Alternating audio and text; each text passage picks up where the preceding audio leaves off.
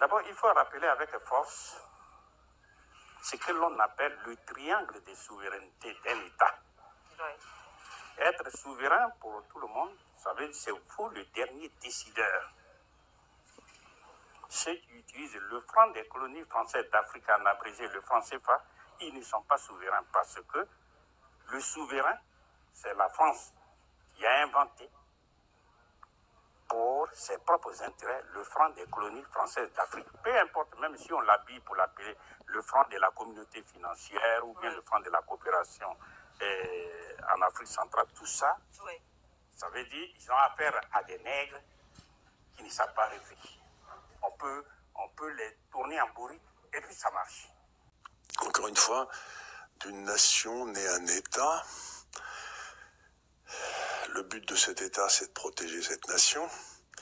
Et pour qu'il puisse protéger cette nation, la réalité est qu'il faut qu'il soit autonome et qu'il définisse les compétences pour protéger les nationaux. Qu'est-ce que donc la souveraineté, c'est celui qui a la compétence des compétences, c'est-à-dire qui détermine ce qu'il doit faire, ce qui doit être fait par chacun.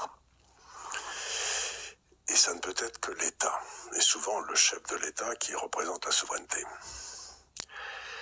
Et cette souveraineté, si on y réfléchit bien, ça veut dire qu'il y a des endroits où le pouvoir politique ne peut pas aller. C'est-à-dire qu'il ne peut pas abandonner un certain nombre de souverainetés sans faillir à sa mission. Par exemple, dans la Constitution française, il est marqué que la France est une république unie et indivisible. C'est-à-dire que le souverain ne peut pas décider d'en donner la moitié, à l'Allemagne, l'autre moitié à l'Angleterre et de disparaître.